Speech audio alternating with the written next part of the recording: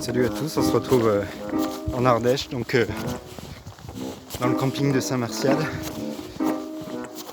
Comme vous pouvez le remarquer, il a beaucoup neigé, pas mal dans la nuit et pendant 24 heures durant, pour pouvoir faire tomber quand même une profondeur assez considérable de neige, une épaisseur. Ça doit bien faire plus de 15-20 cm, 30 voire, je sais pas, à certains endroits.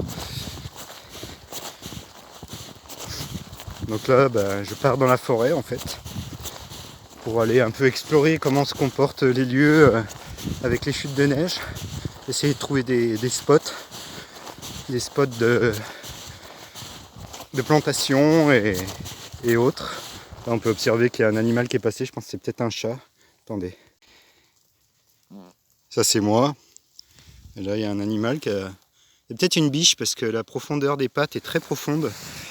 Vous voyez, ça va vraiment jusqu'au fond et c'est très fin. Donc ça c'est peut-être simplement une petite biche.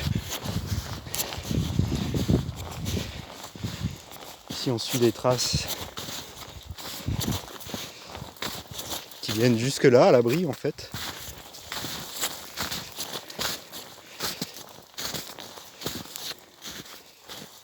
Et en fait elles disparaissent ici, tout simplement. Donc peut-être que la neige fond, donc elle tombe des arbres. D'ailleurs je vais sortir de sous cet arbre au cas où je me prenne tout sur la gueule. Alors voilà que on arrive aux abords de la forêt dans laquelle on va pouvoir rentrer. Je viens de là-bas. Le village qui surplombe un peu le lac de Saint-Martial, qui aujourd'hui se veut dans des images, bon c'est souvent le cas, mais de cartes postales sous hiver et soleil. Entre ce blanc et la lumière du soleil qui se réfléchit, ça offre une luminosité assez remarquable. Un paysage assez photogénique.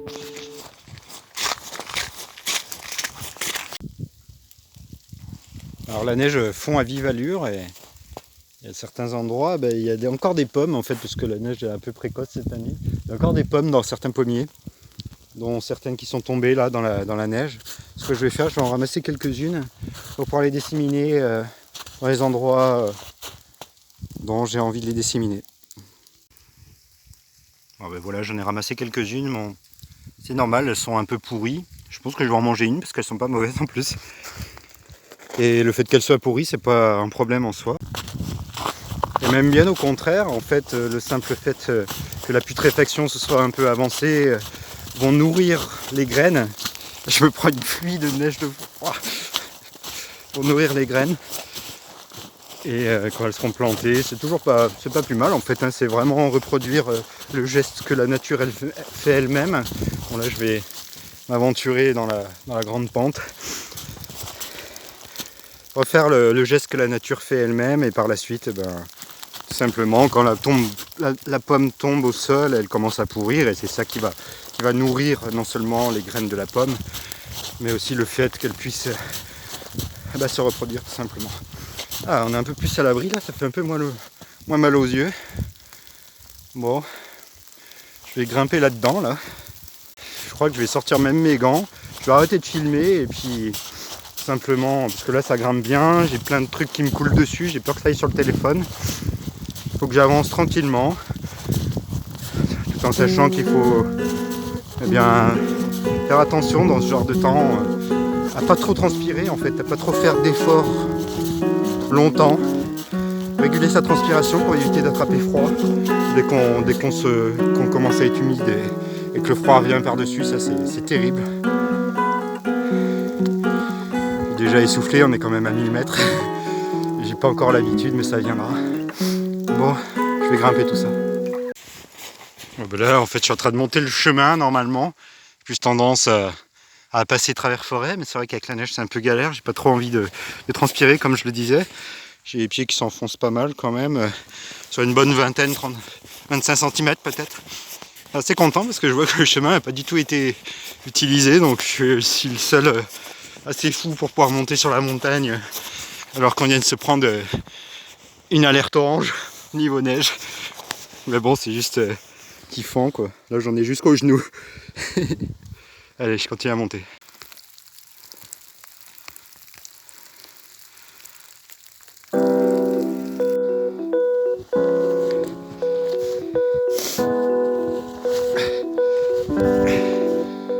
peux faire une constatation. C'est que la montagne, c'est plus facile à monter quand il n'y a pas de neige. Là, ça pique. Ça pique les jambes, ça pique les poumons un petit peu. Et ça, c'est une question d'entraînement en fait, pour le tout.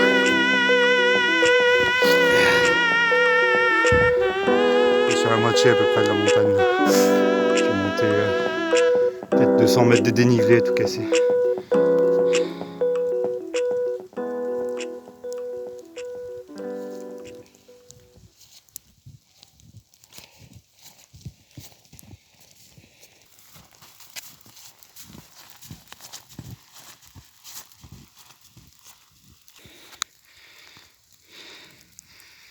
Et ça tourne. Bon je vais enchaîner là-dessus, j'avais même pas vu que ça tournait. Du coup, je suis en train de continuer à avancer dans le sentier, j'ai assez chaud. J'ai transpiré là parce que je suis quand même bien couvert. Et puis mine de rien, il fait un peu plus de 0 degré avec le soleil et la neige. La neige n'arrête pas de tomber des arbres, j'ai un peu peur pour mon tel. Il faut savoir que là, je continue à évoluer dans... J'ai repris le sentier. Bon, je sais pas si vous pouvez le discerner avec la neige. C'est un sentier qui serpente jusqu'en bas de la forêt et qui va jusqu'en haut. Il y a un petit belvédère là-haut. C'est curieux parce que on peut constater des petites marques, des petites traces là. Plusieurs traces. Je pense de renards et peut-être de chevreuils. Et ce qui est marrant, c'est de constater que au final, les chevreuils ou les renards, ou les deux, empruntent aussi des petits sentiers formés par les pieds des humains, quoi.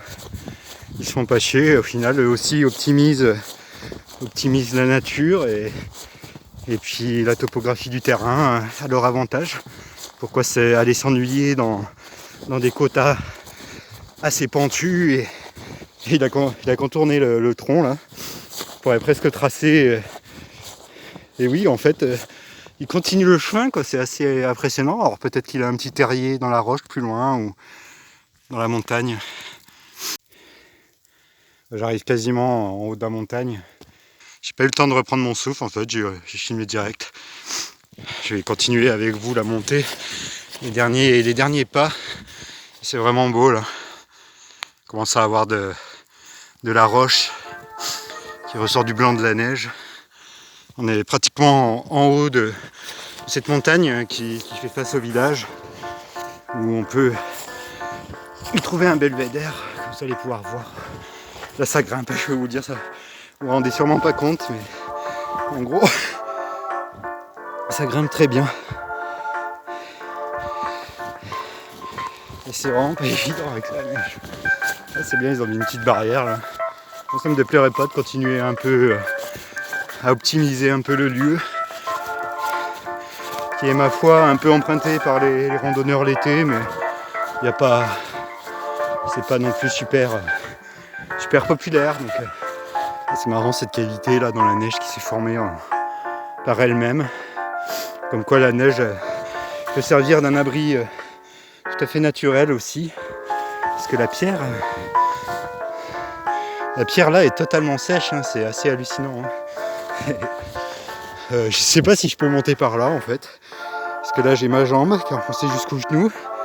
Là il y a le précipice, et puis là il y a des roches sûrement sous la neige.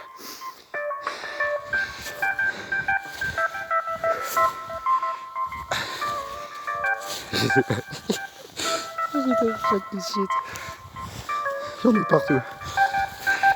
Si je glisse et je meurs, vous me verrez mourir en direct. Ah fuck! Ah, je sais pas où je marche, franchement c'est horrible.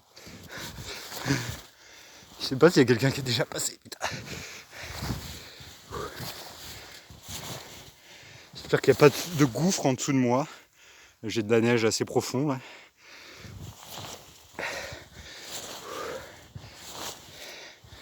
J'arrive à une sorte d'escarpement là. Je vais essayer de grimper. Avec une seule main, c'est pas évident. Ah, fuck. Voilà.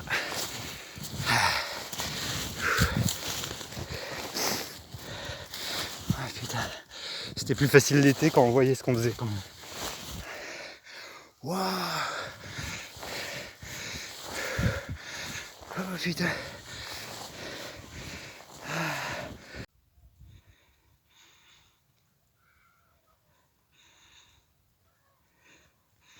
Vous entendez des oiseaux, mais ce ne sont pas des mouettes. Alors, à savoir que depuis le village, là, depuis plus de 24 heures, on n'a plus d'électricité. Parce qu'avec la neige, il y a une ligne qui est tombée, qui a été cassée.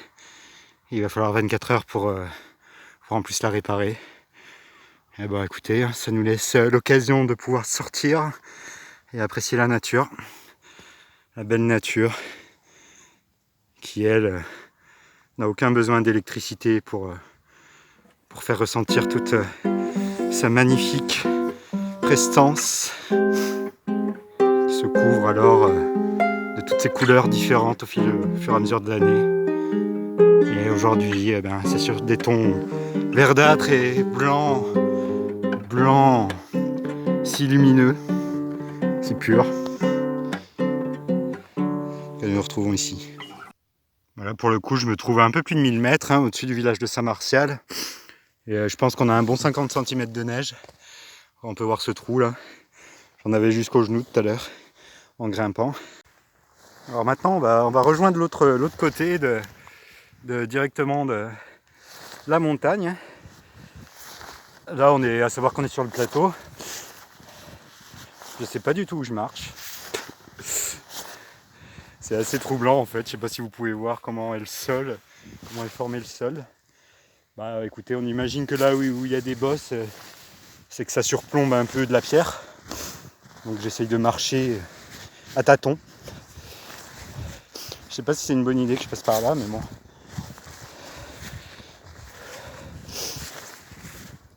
Savoir que juste derrière, je me suis installé un petit spot d'essai permaculture sur lequel je vais expérimenter en attendant d'avoir mon propre terrain. Je pense oui, faire plusieurs postes, comme des sortes en fait des avant-postes, mais des avant-postes de plantation, hein. Des avant-postes peut-être assez optimisés, et dans l'idée surtout d'avoir plusieurs lieux qui offreraient peut-être plusieurs topographies différentes, plusieurs expositions, et bien sûr tout simplement sur le fait que s'il y a quelqu'un qui arrive et qui dit ouais c'est ma parcelle, ou alors ouais c'est interdit, je vais le dire à la mairie, j'en aurai plusieurs. J'aurai plusieurs échappatoires et pas un seul endroit. Je ne veux pas faire des choses hyper énormes non plus pour un premier temps. Là, je dirais que la première année, parce qu'il faut voir sur plusieurs années ce genre d'expérience. Excusez un peu le fait de casser la gueule dans la neige. Ça doit bouger dans tous les sens. Mais voilà, ce que je disais, c'est que je voudrais vraiment, sur cette première année, faire de l'exploration topographique, exploration au niveau aussi de la faune et de la flore locale qu'on peut trouver sur place, selon les endroits. À savoir que... Attendez, on vient de se prendre une couche de neige. Donc à savoir que, excusez, on s'est pris une couche de neige sur le téléphone et moi sur ma tête. Pour le coup, ça avait arrêté la vidéo.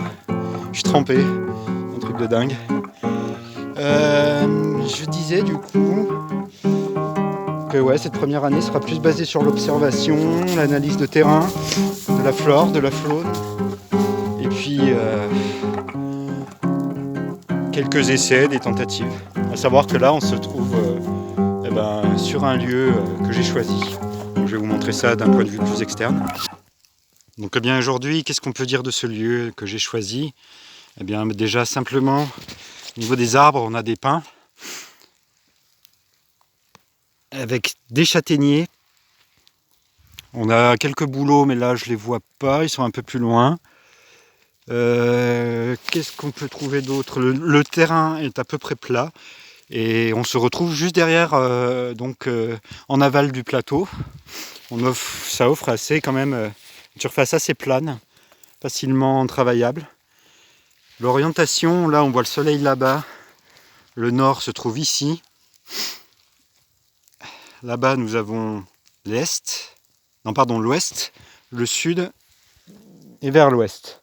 Donc on aura un ensoleillement à partir de midi qui va venir taper de sud-ouest là-bas, sur la parcelle, et qui, je pense, selon bien sûr les horaires d'été et d'hiver, offrera un ensoleillement entre, je dirais, selon la période, 11h, 18h à peu près. Donc c'est pas un ensoleillement total, mais justement à voir, à tester par la suite ce qu'on pourra y faire. Je vais commencer à trouver un gros poteau là que j'ai ramené. Là-bas on a pas mal de châtaigniers sauvages. Je vais aller voir d'ailleurs où en sont s'il y a des châtaignes ou pas. Là, on a un joli petit sapin là. On dirait un sapin de Noël, Norman. Et puis il faut savoir que là en fait il y a 2 mois de ça, encore à la fin de l'été, j'avais fait une botte de permaculture qui se trouve sous la neige maintenant, bien au chaud. Donc je vais voir si à tout hasard il y a quelques pousses qui ont germé, ça m'étonnerait, c'est beaucoup trop tôt encore. À savoir que voilà, je viens d'ouvrir la butte et puis tout simplement la butte, cet arbre, elle doit faire à peu près 2,50 m de long.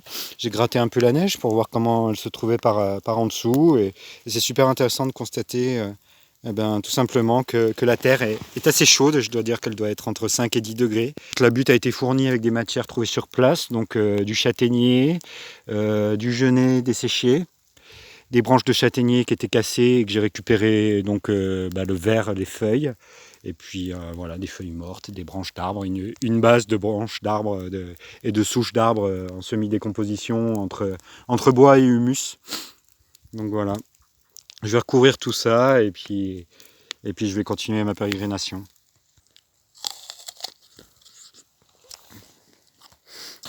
Je suis reparti dans cette neige de plus de 50 cm. Elles sont bonnes ces pommes. Quand même assez magnifique l'endroit où je me trouve. Je vais éviter de passer par là, simplement, parce que je sais à quoi ça ressemble. Je sais à quoi ça ressemble sans la neige, étant donné que je suis venu cet été. Et c'est très dangereux. C'est tout de suite escarpé, des roches qui tombent de plus de 2 mètres de haut. Donc, comme quoi, des fois, il vaut mieux connaître aussi la topographie hors saison. On pourrait facilement mourir dans une petite chute malencontreuse. Je suis en train de marcher dans un sentier d'animal que j'avais repéré quand il n'y avait pas de neige. Je vais vous montrer parce que là je suis content, je peux constater que mon observation au niveau de celui-ci était assez exacte. Donc vous voyez, c'était pas forcément évident à voir, mais il y a comme un petit chemin qui serpente entre ces 2 arbres au final, qui va jusque là-bas. Et on peut y apercevoir pour le coup des petites traces de pattes qui serpentent dans la neige. Alors ce qu'il faut éviter de faire quand il y a des petits sentiers comme ça d'animaux qui s'avèrent être utilisés, il faut éviter de les emprunter. Simplement parce que eux, ils ont leur habitude, leur odeur dessus, et que ça gêne leur passage, et ils vont être troublés, ils vont devoir choisir d'autres passages, alors que ces passages sont complètement sécurisés au niveau de leur habitude, comme je leur expliquais. Donc voilà, il faut faire gaffe à ce genre de détails. C'est peut-être anodin, mais c'est important malgré tout. Et par là même, là en contrebas, il y avait énormément de trous dans le sol, comme des terriers. Je ne saurais dire si c'était des renards ou toute autre bête. Mais ce que je vais faire, je vais descendre là ça descend à pic. Je dirais que c'est un bon 60-70 mètres, 70% de pente. Je vais devoir éteindre mon téléphone pour descendre parce que là c'est pas possible. Je vais aller observer. Regardez, je ne sais pas si vous les voyez, je ne sais pas si vous l'avez vu. Il y a 2 chevreuils qui viennent de traverser la forêt. Moi je les vois à l'œil nu, mais je ne sais pas si vous avez pu les apercevoir. C'est excellent.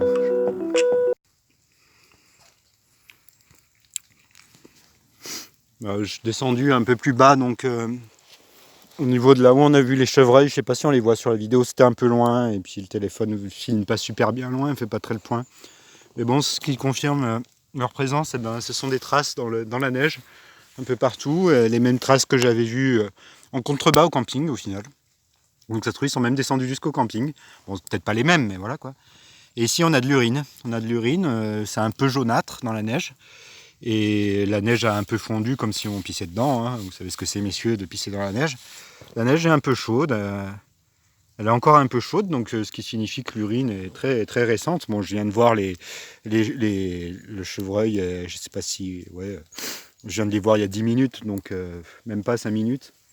Donc c'est normal que ce soit encore assez chaud s'ils ont pissé il n'y a même pas 20 minutes à ce niveau.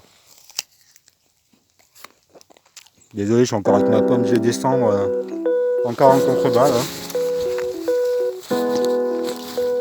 Continuer. Écoute, j'ai même pas regardé au niveau des châtaigniers s'il y a des châtaignes. Mais il faut savoir qu'on en a 1 tonne de châtaigniers dans cette forêt. J'aurais bien l'occasion, c'est un peu dépassé maintenant. Mais bon, il doit toujours en avoir dans le sol parce que j'imagine que toutes les personnes ne viennent pas forcément dans des lieux aussi escarpés. Simplement, il y a beaucoup de personnes qui connaissent des lieux. Mais là, on est sur une côte qui fait plus de 70 degrés. C'est des lieux difficilement arpentables au final. Et si je choisis ces endroits-là, c'est pour justement éviter aussi trop d'allées et venues au niveau des humains, des gens. Parce que j'ai pas envie forcément qu'on découvre mes zones de culture.